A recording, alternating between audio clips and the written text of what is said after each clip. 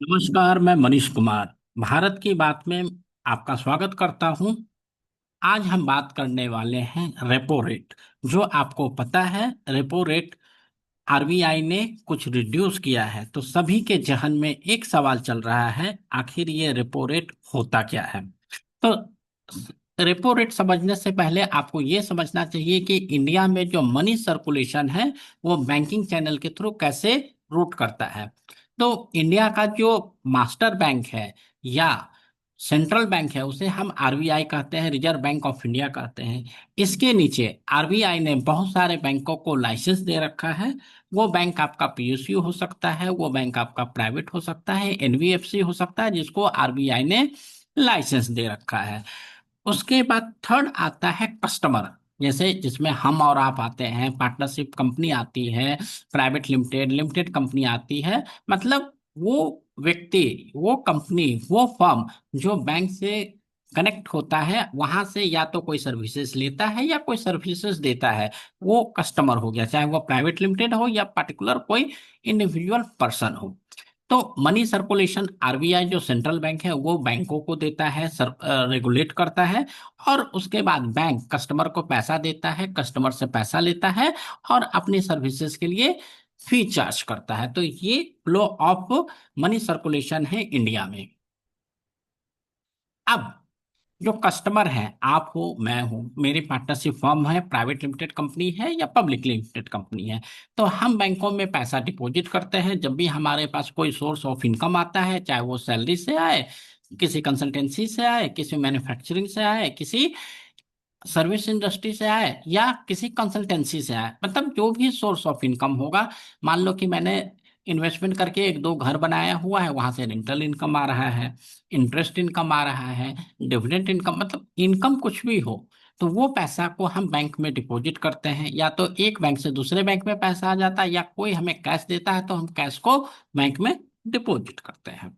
ये बैंक में deposit, saving account, current account, FD, RD, बहुत सारे तरीके हैं जहां पर ये पैसा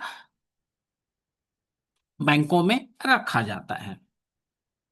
अब हमें पैसे की भी जरूरत होती है, चाहे वो पर्सनल लोन की जरूरत हो, कार लोन की जरूरत हो, होम लोन की जरूरत हो या business loan. Business loan secured, unsecured, collateral, बहुत सारे टाइप के होते हैं। कैश क्रेडिट होते हैं, बैंक ओवरड्राफ्ट होते हैं। मतलब एज बिंग द कस्टमर, मेरे पास पैसा है तो मैं बैंक में डालता हूँ। जब मुझे लगता है कि मुझे किसी पर्सनल या बिजनेस पर्पज के लिए मुझे पैसे चाहिए, तो मैं बैंक से ही पैसा लेता हूँ। तो ये नीड ऑफ मनी होता है। अब हमें ये समझना पड़ेगा कि बैंक का इनकम क्या होता है। तो बैंक जो लोन देता है उस पर के ऊपर इंटरेस्ट चार्ज करता है, कुछ अदर चार्जेस जैसे एसएमएस चार्जेस है, लोन प्रोसेसिंग चार्जेस है।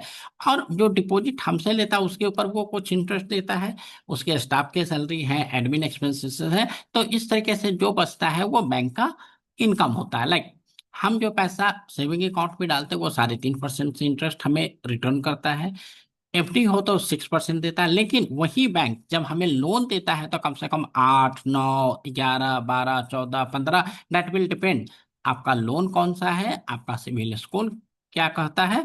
और उसके बाद फिर वो लोन प्रोसेसिंग चार्जेस लगाता है, एसएमएस चार्जेस लगाता है। तो इस तरीके से बहुत सारे खर्चे होते हैं जो बैंक हमसे रिकवर करता है। तो इस तरीके से बैंक का पैसा अर्न होता है, इनकम होता है। अब आप एक एग्जांपल देखें, किसी बैंक में 100 करोड़ रुपया पब्लिक से डिपॉजिट आ गया। अब उसे CRR एक टर्म है, कैश रिजर्व रेशियो, जो कि हर बैंक को आरबीआई के साथ रखना है। ये अभी 4% है, इसको भी इस बार आरबीआई ने रिड्यूस करके 3% कर दिया। इस पर भी हम चर्चा करेंगे।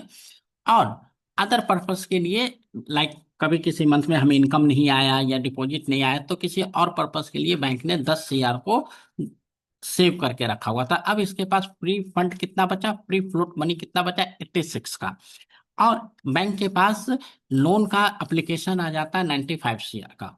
बैंक के पास फंड है 86 और लोन का फंड आ गया 95। तो ये क्या करेगा, 86 तो अपने फंड से दे देगा, बैलेंस जो 9 CR है वो आरबीआई या किसी और बैंक से लेगा। तो मोस्टली वो आरबीआई को अप्रोच करता है और आरबीआई से लोन उठाता है। तो आरबीआई जिस रेट पर बैंक को लोन देता है, क्योंकि आरबीआई भी फ्री में नहीं देगा, उसी रेट को रेपो रेट कहते हैं कि आरबीआई जब भी आप किसी भी बैंक को, चाहे वो पीएसयू बैंक हो, प्राइवेट बैंक हो, एनबीएफसी हो, जिसको भी वो लोन देता है, उस पर जो भी रेट चार्ज करता है वो रेपो रेट कहलाता है। और आरबीआई ने अभी इस रेपो रेट में 0.5% का रिडक्शन किया है। इट मीन कि बैंकों के पास ईएमआई के में जो इंटरेस्ट पोर्शन जाता है वो रिडक्शन होगा। जब बैंक का रिडक्शन होगा मतलब बैंक का इनकम होगा। जब बैंक का इनकम होगा तो बैंक के पास ज्यादा सेविंग हो जाएगा। अब ज्यादा सेविंग होने के बाद दो ही ऑप्शन है, या बैंक अपना प्रॉफिट बढ़ा ले,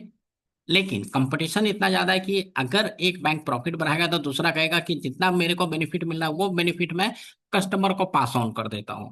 तो इस केस में अगर कोई बैंक ये सोचता है कि रेपो रेट रिड्यूस हुआ और इसका बेनिफिट मैं कस्टमर को नहीं दूंगा, तो वो बैंक ज्यादा दिन तक सरवाइव नहीं कर सकता है। तो उस केस में बैंक जो सेविंग आया है वो पास ऑन करेगा कस्टमर को, और कस्टमर के जितने भी लोन है उसके इंटरेस्ट रेट को रिड्यूस करना पड़ेगा, और जितने भी ईएमआई है वो कम हो जाएगा। चाहे वो आपका होम लोन हो, चाहे आपका बाइक लोन हो, व्हीकल लोन हो, बिजनेस लोन हो, पर्सनल लोन हो, मतलब हर जगह आपके ईएमआई रिड्यूस होगा, आपका इंटरेस्ट पोर्शन रिड्यूस होगा। तो सो डैट कि कस्टमर के हाथ में ज्यादा पैसा होगा। कस्टमर के हाथ में अगर पैसा ज्यादा होगा तो आप उससे कहीं ना कहीं कंज्यूम करोगे और इकोनॉमी में बढ़ोतरी होगी। अब CRR, कैश रिजर्व रेशियो, क्या होता है कि आरबीआई कहता है कि आपने तो पब्लिक से 100 करोड़ रुपया ले लिया, जो मैंने प्रीवियस एग्जांपल में बताया था, लेकिन अगर कल को आप फेल कर जाते हो, भाग जाते हो, तो क्या होगा। तो आरबीआई कहता है कि इस सिनेरियो में आपको कुछ पोर्शन मेरे साथ जमा करना है। वो पोर्शन अभी 4 CR था, अब उसको रिड्यूस करके 3% कर दिया गया। पहले 4% था, 3% हो गया, मतलब 1% से CRR रिड्यूस किया गया। इट मीन्स बैंक के पास 1% से ज्यादा पैसा होगा। अगेन, जब पैसा बैंक के पास ज्यादा होगा तो उस पैसे को वो लोन देगा, और लोन जो भी आदमी लेगा उससे वो घर खरीदेगा, बाइक खरीदेगा, व्हीकल खरीदेगा, पर्सनल लोन, मतलब फिर से अगेन कंजम्पशन बढ़ेगा। तो दोस्तों, ये वीडियो आपको कैसा लगा, जहां पर मैंने आपको रेपो रेट और CRR के बारे में बताया, जो गवर्नमेंट का भी रिसेंट अमेंडमेंट था।